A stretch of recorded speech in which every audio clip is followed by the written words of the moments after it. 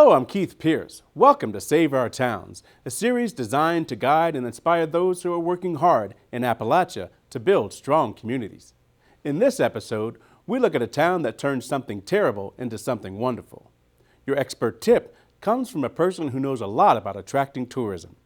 Plus, we identify 2 experts who may be able to help you. We close with 3 questions for a vice mayor.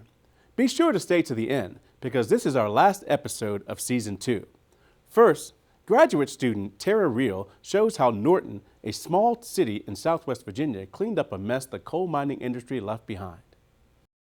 Coal mining that takes a cross-section of a mountain leaves something called a high wall. In Norton, a high wall remained from the old days, the days before there were extensive regulations governing the coal mining industry. The wall was not only an eyesore, but also crumbling rocks, invisible from the ground, posed danger to pedestrians. At one point, a boulder rolled off the hillside and landed in 2 lanes of traffic. For many years, our city has been concerned about a section of sidewalk that connected our downtown area to our elementary and middle school. The concern was the close proximity of our sidewalk to a major thoroughfare that brought thousands of vehicles to downtown every day. A few years ago, we had an opportunity to apply to the Safe Routes to School program, which is a program that's administered by the Virginia Department of Transportation. And through that program, we were able to get funding for the first phase of this project. The city's leaders planned to fix the sidewalk and pretty things up a bit. They didn't realize that the wall covered with grass and trees posed a liability. But as they dived into the project, they discovered the wall would need massive work. 2 million pounds of blocks were needed to build the wall. 2,000 tons of gravel went in first. In a teaching moment, the children were told each block weighs as much as 12 baby elephants. The gravel would fill 1,500 school buses. Very expensive project, and there's absolutely no way a community of our size could tackle such a complex and expensive project without financial partners such as the Department of Mines, Minerals and Energy and VDOT. Work that began in 2006 was only recently completed. There's been some side benefits we did not anticipate, and that is being able to create this wonderful gateway into our downtown area. And also, this amenity allows citizens of all ages to be able to use this for exercise and various activities, including 5K events. And this past year, we held a International Walk to School Day that had over 500 citizens, students, teachers participate. And it was just a wonderful event, and we're extremely proud of our project. Norton didn't just eliminate a safety hazard. In a complete transformation, they created an amazing gateway. Coal mining might have left a life-threatening legacy, but the city turned it into an asset. Early in the season, Pearisburg Mayor Robert Dickerson said he was committed to filling vacant buildings with the belief that one successful new business would create a domino effect. On our latest trip to Pearisburg, I discovered he may just be right.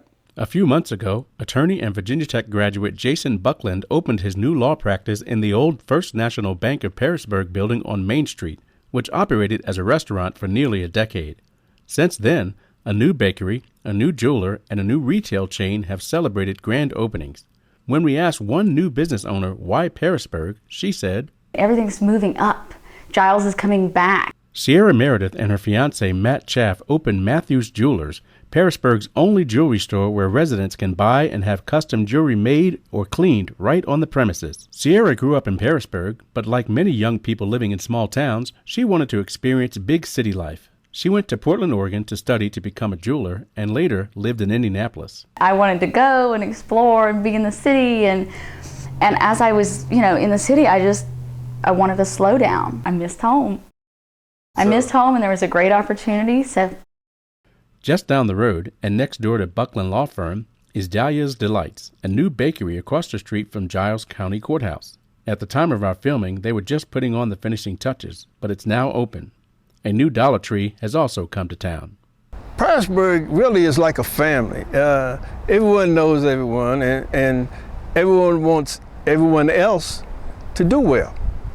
As people come to town, they see the friendliness and cooperativeness of the people in the town, and I think they just want to be part of the growing process. It's been wonderful. Everybody's been so supportive. They keep saying they're coming back, and it's great. We couldn't have asked for better people to work with. We'll come back to you with a special report on Pearisburg in the summer to see whether Mayor Dickerson made progress on economic development over the year. Now for your expert tip. Kitty Barker of the Virginia Tourism Corporation says it's vital that each town hire a professional staff member dedicated to tourism. Or share that person with the county or a small group of towns, because it's very work intensive. It takes people daily working on social media, working on recruitment, working on ordinances, and you really need a resource person to be trained, and hire somebody that's enthusiastic and motivated and authentic, that's willing to go out and recruit businesses and work with businesses. You can read a transcript of her complete interview on the Save Our Towns website, including more information about how the Virginia Tourism Corporation can help your town. Here are two other experts you may want to connect with. One focused on, of all things, insects. The other makes history come alive. A professor of entomology, Paul MAREK can't get enough of millipede research. He's always on the lookout for new arthropod species in Appalachia. If you find a strange-looking beetle that you'd like to bring to his attention, he's happy to hear from you. As he likes to say, the region holds some spectacular animals, many of which are completely new to science. Crystal Peak helps Washington County fourth graders better understand Virginia history and increase citizenship skills. To make that happen, Washington County 4-H developed a History Bowl. The contest employs a quiz bowl format complete with buzzers. Since Extension began partnering with the school system, fourth graders' SOL history scores have gone up, and the school division's pass rate is 95% or better. Peak can help schools in your town implement the program. For more information, go to the Save Our Towns website. You'll find MEREK under the VT Projects tab and Peak under the Extension tab. Wrapping up, as always, we close with 3 questions, and we found the answers in Norton's council chambers. I am Joe Fallbush. I'm the Vice Mayor of the City of Norton. I think diverse is a good word. We are diverse in our economy, our demographics, and our recreational activities. Our biggest challenge is to promote our assets, which is our workforce, our recreational activities, and all the things the city has to offer. The City of Norton is the smallest city in the Commonwealth of Virginia with less than 4,000 people. We have great economic opportunities here. Our workforce and our recreational activities are far above everyone else in the area. For more resources and contact information for the experts we interview, go to the Save Our Towns website. You can also share your stories there.